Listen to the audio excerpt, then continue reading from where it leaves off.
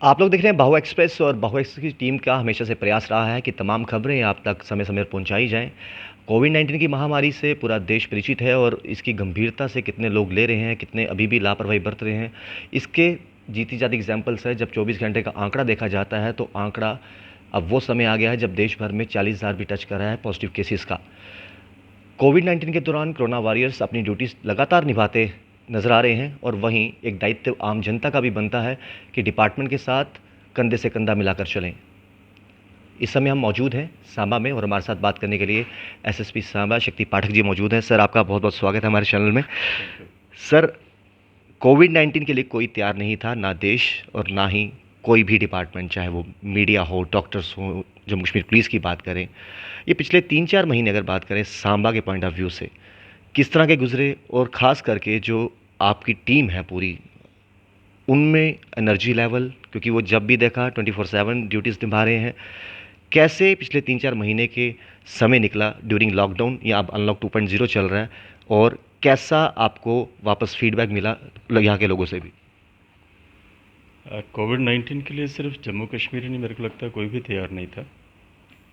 क्योंकि अभी तो इसका एग्जैक्ट रीज़न कैसे स्प्रेड होता है उसके ऊपर भी WHO और बाकी डॉक्टर्स नई नई चीज़ें बता रहे हैं। तो जिस चीज़ का पूरा पता ही नहीं हो उसके लिए तैयारी यकीनन वैसी नहीं हो सकती जैसी नॉर्मल बीमारियों के लिए होती है। पर एक चैलेंज था और उस चैलेंज को जो जो भी ग्राउंड के ऊपर काम करने वाले थे सभी ने पूरा किया और पुलिस ने भी अच्छे ढंग से पूरा किया। पर अभी क्योंकि चैलेंज ख़त्म नहीं हुआ है, चैलेंज बढ़ा है, तो इसलिए हमारी जिम्मेवारियां जो है वो कम नहीं हुई हैं, वो भी बढ़ी हुई हैं। और मुझे लगता है कि पुलिस ने जो पहला फ़ेज़ था, तब तो लोग सभी के सभी उसके लिए घरों में बैठे हुए थे और तब हमारा रोल बिल्कुल डिफाइंड था। पर शायद सरकार को लगा कि पहले वाली स्थिति के ऊपर हमने कंट्रोल किया है, लोग अंदर हैं, लोगों ने उनकी बात को माना है और चीज़ें हमने कंट्रोल की हैं, तो फिर खुद से नया चैलेंज लिया है कि लोगों का जो जीवन चक्र है वो भी चलता रहना चाहिए और देखते हैं हम अब इस चैलेंज को एक्सेप्ट करते हैं या नहीं करते हैं, चला पाते हैं या नहीं चला पाते हैं। मेरे को लगता है वही फेज़ चल रहा है कि जिसमें लोगों की दिनचर्या भी चलती रहे और जो बीमारी का चैलेंज है उससे भी हम निपटने में सक्षम हों, और मुझे यकीन है कि इस चैलेंज में भी हम सफल होंगे। सर, सांबे की बात करें, जब बॉर्डर इलाके की बात आती है तो क्रॉस फायरिंग भी काफ़ी देखने को मिलती है। कितनी बड़ी चुनौती इस पिछले 3-4 महीनों में जो अभी भी एट प्रेजेंट चल रही है, कहीं ना कहीं दोहरी लड़ाई लड़ी जा रही है। और जम्मू कश्मीर पुलिस की बात करें तो हमेशा अपनी ड्यूटीज़ तो बाखूबी निभाती ही हैं। एक तरफ कोविड-19 के हालात हैं और दूसरी तरफ क्रॉस बॉर्डर जब फायरिंग होती है तो कितना टफ हो जाता है एक ही समय पर दो दो तीन तीन चीज़ों को मैनेज करना। यही चैलेंजेस एक्सेप्ट करना ही पुलिस का काम है। ये जो आपने बात बताई, ट्रांस बॉर्डर स्मगलिंग हो या क्रॉस बॉर्डर फायरिंग हो या मिलिटेंसी के इंसिडेंट्स हों या बाकी जो रूटीन के क्राइम है, ड्रग का काम है, बवाइन का है, ये सभी चलते रहें। जो क्रिमिनल है वो इन चीज़ों से रुकता नहीं है, केवल इन चीज़ों का फ़ायदा लेता है। तो उन चीज़ों के लिए तो हमारी पहले से तैयारी रहती। हमारे लिए एक नया चैलेंज यही था, ये सब के लिए नया था, हमारे लिए भी नया था।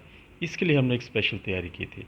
और जो नॉर्मल क्राइम था उसके लिए जो हमारी टीम थी वो वैसी की वैसी इंटैक्ट रही हैं। कहीं कहीं हमने थोड़ा सा मैन पावर निकाल करके इसके लिए उनको डिप्लॉय किया था, अदरवाइज़ वो काम हमारे उसके लिए जो भी किए जाने थे वो करते रहे हैं हम। सर, एज़ कम्पेयर टू अगर जम्मू की बात करें, जम्मू डिस्ट्रिक्ट की बात करें, सांबा में नंबर ऑफ़ पॉज़िटिव केसेस लगातार बढ़े हैं। अगर कंपैरिज़न दोनों का किया जाए, तो नंबर ऑफ़ केसेस यहाँ पर बढ़ रहे हैं, तो obviously containment zones, red zones के एरिया भी कुछ हैं। लोग कितनी जल्दी तैयार हो जाते हैं जब नई गाइडलाइंस आती हैं, नए ऑर्डर्स निकलते हैं? क्योंकि आदरणीय प्रधानमंत्री नरेंद्र मोदी जी जब देश को संबोधित करते हैं, तो एक सरल भाषा में सबको समझ आती है और सेम दायित्व बनता है जम्मू कश्मीर ड्यूटी एडमिनिस्ट्रेशन का भी, जिस तरीके से आजकल उनके ऑर्डर्स निकल रहे हैं। आपको लगता है कि एट प्रेजेंट जहां पहले की बात करें नंबर ऑफ़ केसेस कम थे, लोगों में भय ज़्यादा था, लेकिन अब नंबर ऑफ़ केसेस लगातार बढ़ते जा रहे हैं, जहां पर आंकड़ा 100 का होता था, फिर 200, 300, 400, 500, 750 का आंकड़ा जम्मू कश्मीर यूटी का आ गया है। अब कहीं ना कहीं कुछ लोगों की लापरवाही सबके लिए घातक सिद्ध हो सकती है। मुझे लगता है कि ये जो नंबर बढ़ना है, एक तो सांबा का नंबर आपने जो कहा, सांबा का अपना नंबर जो है 40%, राइट। बाकी जो 60% हैं हमारे पास ट्रैवलर्स हैं, फैक्ट्रीज़ हैं, इवन कि हमारे पास पुंछ, राजौरी, कश्मीर, इन सब के भी जो ट्रैवलर्स बाहर से आए हैं उनको हमने क्वारंटीन यहाँ पर किया है, इसलिए वो नंबर हमारे पास ऐड हुआ है। तो आज की डेट में अगर मेरा 340 टोटल यहाँ का नंबर है, सभी एक्टिव और रिकवर्ड वाले केसेस का मिला करके, तो उसमें से मेरा अपना जो है वो 150 के लगभग ही है। बाकी सारा का सारा जो है वो बाहर के जो ट्रैवलर्स हैं उनका है। एक चीज़, दूसरा जो नंबर बढ़ना है, मैंने आपको पहले बताया कि सरकार का पहला काम रहा है सबको अवेयर करना। राइट। पब्लिक उससे अवेयर हुई है, उनको पता है कि मुझे सोशल डिस्टेंस मेंटेन करना है, मुझे मास्क पहन करके बाज़ार में निकलना है, मुझे पता है कि मुझे हाथ धो करके सब चीज़ें करनी हैं। तो ये जो प्रिवेंटिव मेजर सरकार ने पहले बड़ा ज़ोर शोर से सबके तक पहुंचाए हैं, लोग उससे अवेयर हुए हैं, और अवेयर होने के बाद उनकी एक्टिविटीज़ बढ़ी हैं। नो डाउट पहले बिल्कुल सुनसान गलियां सड़कें होती थी, अब वो काफ़ी रश होने लगा है, और अगर हम उससे कंपैरिजन करें तो हमारे केसेस उतने नहीं बढ़े हैं। अभी भी जो एकदम स्पाइक आया है इन केसेस के बढ़ने का, वो इसलिए आया है क्योंकि बाहर से ट्रैवलर्स को हमने बुलाया। कहीं भट्ठा चलाना है, कहीं पर कोई प्रोजेक्ट है सरकार को, उसको एग्जीक्यूट कंप्लीट कराना है हमने, तो वो जो लेबर बाहर से आई है, जो बाहर से ट्रैवलर आ रहा है, उसकी वजह से नंबर हमारा बढ़ा है। और लोग मेरे को लगता है अवेयर हैं, और उस अवेयरनेस का ही नतीजा है जी। कि चीज़ें काफ़ी हद तक कंट्रोल में है, ख़ास तौर से टाउन में और मेन जो इलाके हैं, जो हैबिटेशन है वहाँ पर।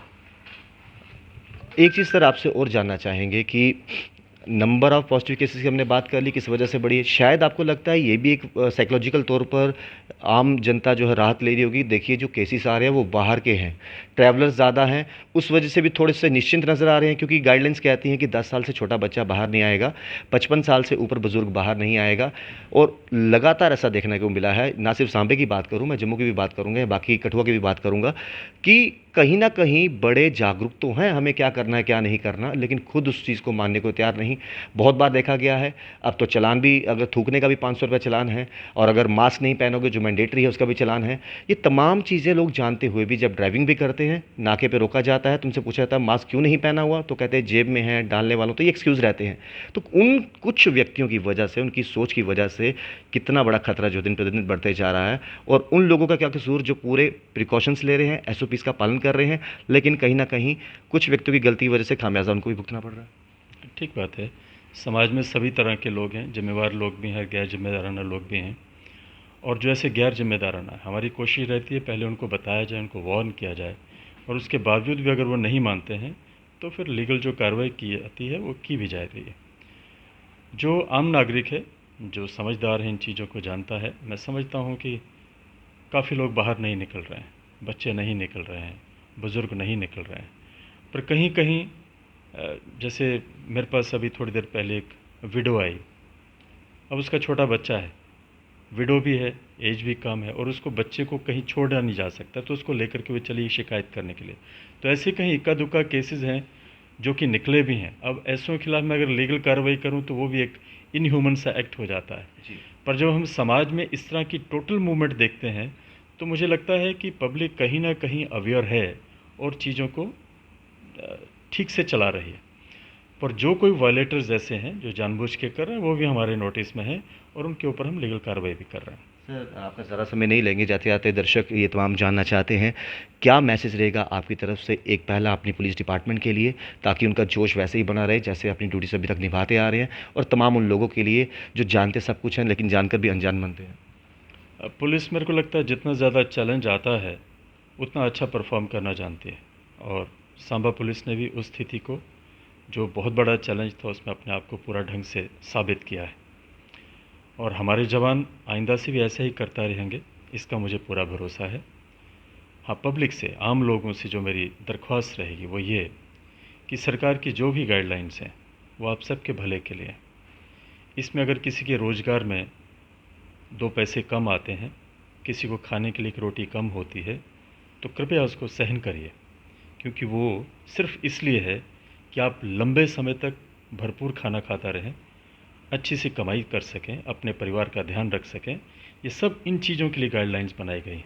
उनको अगर आप फॉलो करेंगे तो आप खुद भी ठीक रहेंगे, हम अपने समाज को भी ठीक रखेंगे। बहुत बहुत शुक्रिया सर आपके कीमती समय के लिए, थैंक यू। तो हमारे साथ एसएसपी सांबा जी मौजूद थे, और साफ तौर पर एक उन्होंने लोगों को ये भी कहा कि अगर आप घरों में रहेंगे, गाइडलाइंस का पालन करेंगे, जब ज़रूरी बहुत ज़रूरी काम हो तो भी आप घरों से बाहर निकले और अच्छे तरीके से लॉकडाउन का जिस तरीके से पालन किया, अनलॉक 2.0 और तमाम गाइडलाइंस का भी उसी तरीके से पालन कीजिए, जिससे आप भी सुरक्षित रहेंगे। आप सुरक्षित रहेंगे तो आपका परिवार सुरक्षित रहेगा, इसी तरीके से पूरा देश सुरक्षित रहेगा। जुड़ रहे वॉइसेस के साथ, राहुल खत्री, गौरव के साथ, वॉइसेस के लिए।